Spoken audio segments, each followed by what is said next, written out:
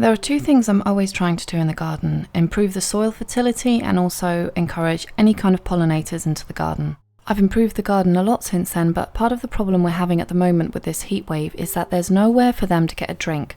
So I thought I would combine something and have an in-bed worm bin along with something that also function as a bee well. I'm going to be using a metal cutlery stand for this and a terracotta dish. The terracotta dish is going to act as a lid just to stop flies going for everything. That way it's just the worms who are going to be composting this all down. You're not going to end up with flies, and that terracotta dish is going to allow me to put a little bee well on top so that it serves both as an in-bed worm bin and also as a little bee reservoir for them to drink.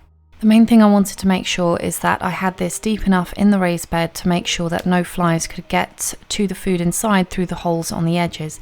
This wasn't possible with all of them.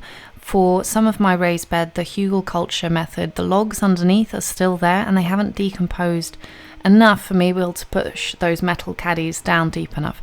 So in a few cases it wasn't possible. Wherever I couldn't submerge it deep enough, I just tried to pile up the soil around it just to stop any flies from getting inside. I'm trying to do at the moment is any of the bananas which inevitably get discarded under the couch and then discovered a few days later by my children, I'm trying to put those into these little composters.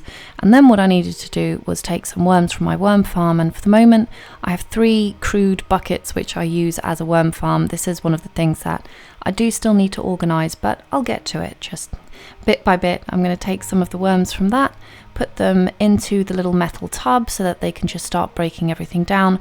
Obviously I could wait just for worms in the raised beds to get to it, but I just want to speed up the whole process a bit, and because my worm farms are full of red wigglers, those are going to digest everything a lot faster than just ground worms are.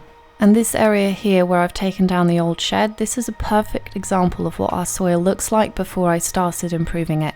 Just dust and stones. I'm going to pick out any of the pale, large rounded stones and going to put those in the dishes. If possible, try and avoid anything which is a very dark grey or a very dark black in nature.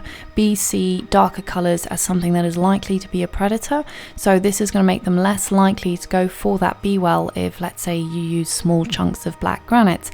It's not going to be inviting for them. This is one of the reasons why beekeepers wear white suits. It's the least threatening colour to a bee and it's going to automatically calm them down. Now you just need to add enough water so that they can stand on the stones and drink on the edges without falling in, and that's it. You're done.